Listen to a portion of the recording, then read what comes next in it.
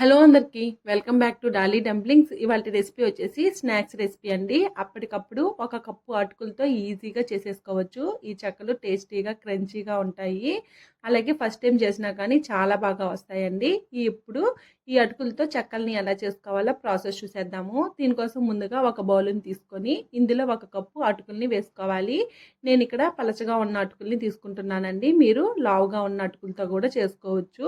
ఇప్పుడు ఇందులో వాటర్ని పోసుకొని శుభ్రంగా ఒక 2-3 సార్లు ఈ అటుకుల్ని వాష్ చేసుకొని వాటర్ని డ్రైన్ చేసి తీసుకోవాలి. అటుకుల్లో నుండి వాటర్ని వంపేస్తే సరిపోతుందండి. మీరు గట్టిగా పిండాల్సిన అవసరం లేదు.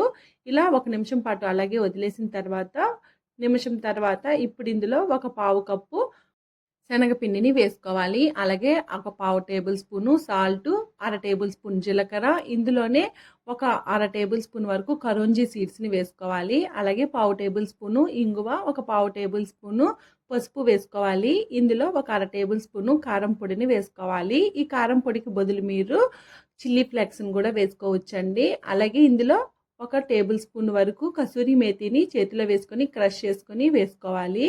ఇప్పుడు ఇవన్నీ అటుకుల్లో కలిసేలాగా నేను ఇక్కడ వీడియోలో చూపించే విధంగా చేత్తో గట్టిగా మ్యాష్ చేసుకుంటూ చపాతీ పిండిలాగా కలుపుకోవాలండి. ఇందులో వాటర్ ఏమీ వేయాల్సిన అవసరం లేదు.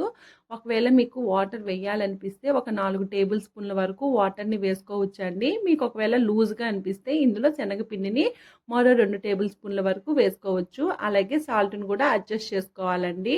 ఇక్కడ నేను వీడియో క్లిప్లో చూపించే విధంగా కాస్త గట్టిగా మ్యాష్ చేసుకుంటూ కలుపుకోవాలండి. అలాగే ఇందులో మనం కరోంజీ సీడ్స్ని వేసాం కదా, అవి లేకపోతే మీరు తెల్ల నువ్వులనైనా వేసుకోవచ్చండి. చూడండి, ఇలా బాగా కలుపుకోవాలి. ఇలా కలుపుకున్న తర్వాత ఈ పిండి మీద మూత పెట్టుకొని ఒక 2 నిమిషాల పాటు అలాగే వదిలేయండి. 2 నిమిషాల తర్వాత మూత తీసుకొని ఇప్పుడు మీకు చెక్కలు ఏ సైజులో కావాలో దానికి తగ్గట్టు కొద్దిగా పిండిని తీసుకుంటూ రౌండ్ బాల్ లాగా చుట్టుకోవాలండి.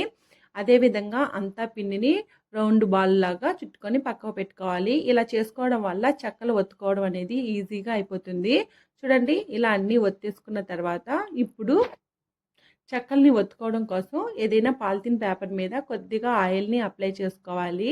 ఇలా ఆయిల్ని అప్లై చేసుకున్న తర్వాత మనం ముందుగా బాల్ లాగా చేసుకున్నాం కదా, ఆ పిండి ముద్దని ఒక్కొక్కటిగా తీసుకొని నేను ఇక్కడ వీడియో క్లిప్లో చూపించే విధంగా వేళ్ళతో బాగా ట్యాప్ చేసుకోవాలి. చూడండి, ఈ చెక్కలు అనేది బాగా పలచగా స్ప్రెడ్ చేసుకోవాలండి.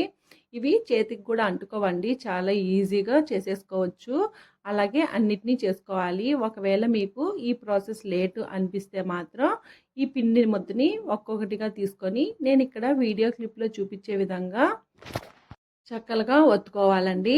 అలా కాకపోయినా కాస్త పెద్ద సైజు పిండిని ముద్దలాగా చేసుకొని మనం చపాతీని రోల్ చేసుకుంటాం కదండి, చపాతీ పీట మీద కాస్త గోధుమ పిండిని స్ప్రింకిల్ చేసుకొని అలా కూడా చెక్కలుగా ఒత్తుకోవచ్చండి. ఇప్పుడు వీటిని పక్క పెట్టేసుకొని స్టవ్ ఆన్ చేసుకొని కడాయి పెట్టుకొని డీప్ ఫ్రైకి సరిపడా ఆయిల్ వేసుకొని ఆయిల్ వేడైందో లేదో చెక్ చేసుకొని ఆయిల్ వేడైన తర్వాత మనం ముందుగా రెడీ చేసి పెట్టుకున్న చెక్కల్ని ఆయిల్లో ఒక్కొక్కటిగా వేసుకుంటూ కడాయికి ఎన్ని సరిపోతాయో అన్నీ వేసుకొని మంటని మీడియం ఫ్లేమ్లో అడ్జస్ట్ చేసుకుంటూ ఈ చెక్కల్ని బాగా ఎర్రగా అయ్యే వరకు వేపుకోవాలండి. మీరు మంటని హై ఫ్లేమ్లో పెట్టి ఈ చెక్కల్ని చేశారంటే మాత్రము కలర్ చేంజ్ అయిపోతుంది. ఇవి చల్లారిన తర్వాత కూడా క్రిస్పీగా రావండి, మెత్తగా అయిపోతాయి. ఇవి గోల్డెన్ బ్రౌన్ కలర్కి చేంజ్ అయ్యే వరకు కలుపుతూ వేపుకోవాలి. చూడండి, ఇలా కలర్ చేంజ్ అయిన తర్వాత వీటిని ఆయిల్లో నుంచి డ్రైన్ చేసుకొని పక్కకు పెట్టుకోవాలి. అదేవిధంగా రిమైనింగ్ చెక్కలను కూడా ఆయిల్లో వేసుకొని మంటని మీడియం టు లో ఫ్లేమ్లోకి అడ్జస్ట్ చేసుకుంటూ వేపుకోవాలండి.